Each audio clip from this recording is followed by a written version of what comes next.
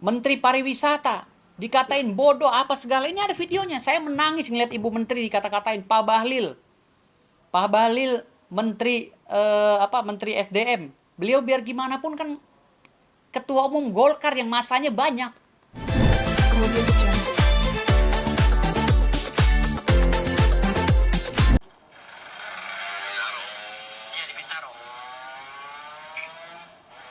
Ya, ya pokoknya seperti itu ya kurang lebihnya. Jadi terakhirnya dia bilang saya siap dipanggil polisi dan saya nggak pernah melakukan itu.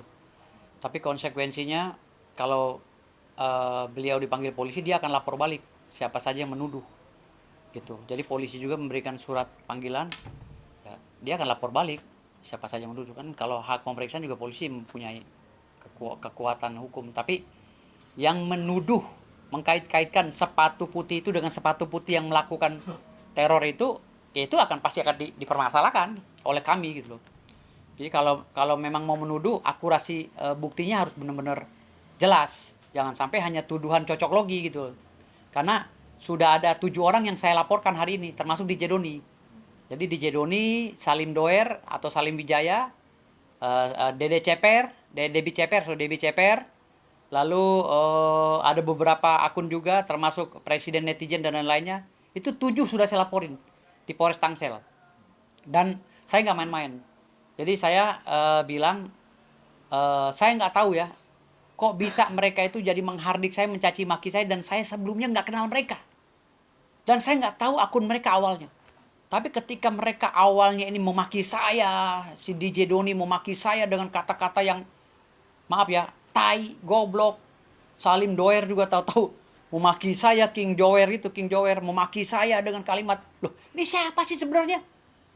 Lalu si Debi Ceper memaki saya. Setelah saya buka-buka TikTok mereka, Instagram mereka, ya Allah, nggak taunya bukan saya saja yang dimaki-maki, tapi menterinya Pak Prabowo. Bahkan Pak Prabowo dibilang harimau tua.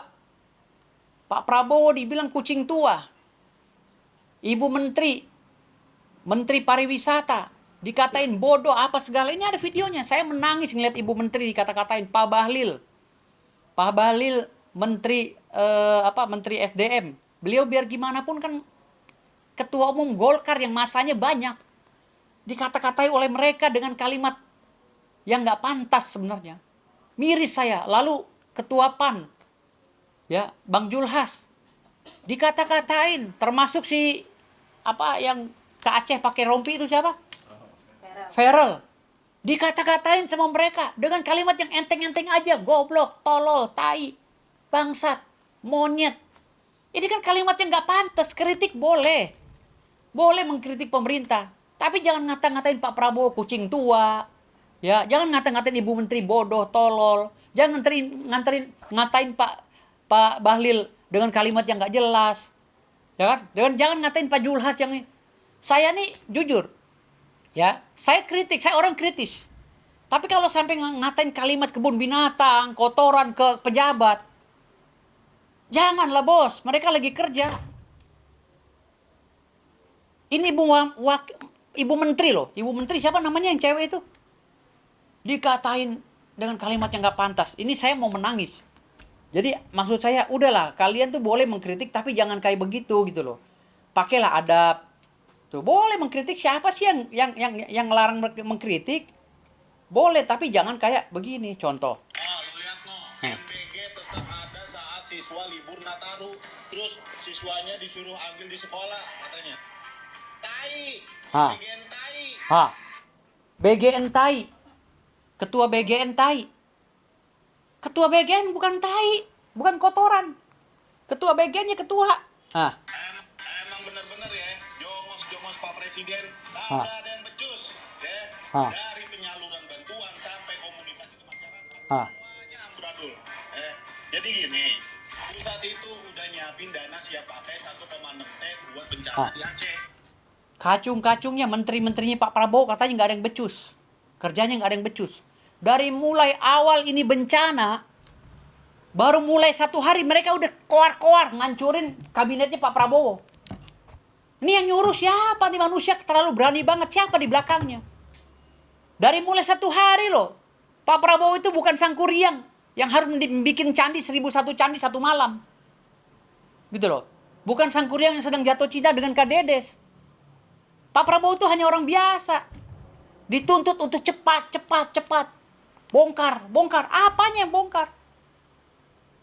Makanya ngelihat Bapak Prabowo dihina begitu, mohon maaf ya, saya nggak ada tendensi apa-apa, saya nggak ngarepin jabatan ya, karena saya udah kaya, saya udah banyak duit, dan saya udah banyak aset. Ya. Jabatan saya ketua umum advokat. Jadi kalau saya ngomong begini jangan dibilang saya nyari jabatan. Mohon maaf sekali lagi, saya garis bawahi. Tetapi saya dari 2009 mengikuti jejak Pak Prabowo dan mengawal Pak Prabowo. Siapapun yang mengganggu Pak Prabowo, apalagi baru 1 tahun menjabat, saya sikat. Ya, sampai titik darah penghabisan, saya sikat. Siapa saja yang mengganggu Pak Prabowo, itu saya garis bawahi. Nah sekarang saya di Pro Gibran, saya sikat juga yang ganggu Gibran. Ya, jadi artinya di sini saya menjaga mereka ini. Mereka baru menjabat setahun loh, baru digoreng-goreng kesana kemari. Apalagi Mas Gibran, dihantam sana, dihantam sini, difitnah. Pak Jokowi dihina, difitnah. Boleh kritik, boleh kritis, boleh. Kalian itu aktivis baru netes. Saya tuh tahun 98 di garda terdepan, bos. Yang ditembak pakai AK-47 tuh saya. Di Semanggi. Untung diselamatin sama marinir. Kalian tuh aktivis baru netes. Baru netes udah sosokan. Cara mengkritik nggak begitu. Boleh pedas, boleh tegas, tapi jangan maki-maki. Pak Prabowo ini bukannya Superman, bos. Baru 1 hari Pak Prabowo kena musibah di Aceh dan Sumatera, udah langsung digoreng, mau dipecah belah Pak Prabowo dengan Pak Jokowi. Dihantam lagi Mas Gibran. Padahal pemerintah sudah segitu pedulinya dengan bencana. Ada strategi pemerintah menganalisa 9 komponen strategis. Ipole, Sosbud, Hankamnas, Geodemokonsos. Nggak sembarangan kayak otaknya si Salim Doer. Nggak sembarangan kayak keinginannya otaknya si DJ Doni. Seperti si Debbie Ceper. Nggak sembarangan, mereka punya analisa, punya intelijen. Mana yang taktis, mana yang strategis. Nggak langsung hantam kromo, turunkan mesin, turunkan helikopter. Nggak kayak gitu, lalu video Pak Prabowo diedit-edit, dipotong-potong. Akhirnya Ibu Menteri Pariwisata sedang menjelaskan keadaan, digoreng-goreng, dikatain tolol sama si rombongan ini. Dikatain bodoh, bego. Ini apa? Mengkritik macam apa ini? Gitu loh. Jadi saya mau nggak ada tendensi politik, nggak ada apa. Saya murni, saya orang yang peduli. Jangan ganggu Pak Prabowo deh, ya. Jangan ganggu dia baru setahun. Ini sekarang kerjanya Pak Prabowo ini udah kelihatan. Ya udah kelihatan semua ya, Mas Gibran udah kelihatan, Pak Prabowo udah pelan-pelan, sabar, rakyat tuh sabar. Nanti pasti ada hasil yang terbaik. Kasih waktu Pak Prabowo bekerja. Oke, Bang ya. Terkait laporan Abang kemarin di Polres Tangsel ya, Bang ya. Ya. Itu mungkin pasal berapa, Bang, yang disangkakan? Ada pasal 30, junto pasal 46 48 ya. Itu ada pasal 27 junto pasal 45, ada pasal 28 juga. Pokoknya ada 7 orang yang saya laporin, 7 akun ya. 9 kalau nggak salah semuanya, total 9. Itu ancaman hukum berkisar 6 tahun, 10 tahun sampai 12 tahun. Terkait laporan terhadap DJ Doni, itu kronologi mungkin seperti apa, Bang? Ya kronologinya kan begini. Waktu saya dengan anak debt collector yang nggak bisa kerja, akhirnya aplikasi Hunter ditutup kan gitu. Lalu mereka nunjuk saya sebagai lawyer karena saya ketuanya, ketua debt collector. Jadi ketua PPJPI namanya. Paguyuban Pekerja Jasa Keuangan atau Jasa Penagihan. Saya ketua umumnya. Tolong dampingi kami biar kami bisa cari makan. Kalau yang ilegal nggak ada izinnya kami mendukung. Tapi kalau yang legal tolonglah kami biar bisa makan. Oke. Saya ditunjuk jadi pengacara. Saya berbicara lah di situ.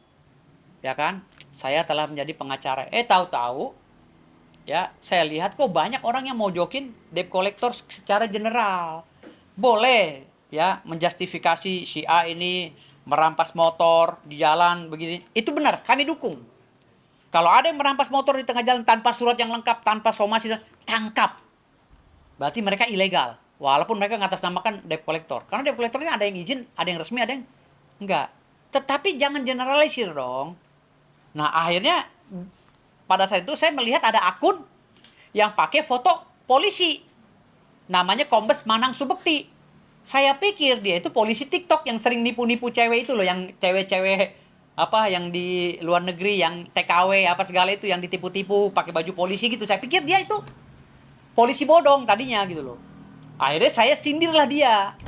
Sindir dia maksud saya itu biar Pak Kapolri ngelirik nih beneran gak sih bukan apa polisi apa bukan gitu kan.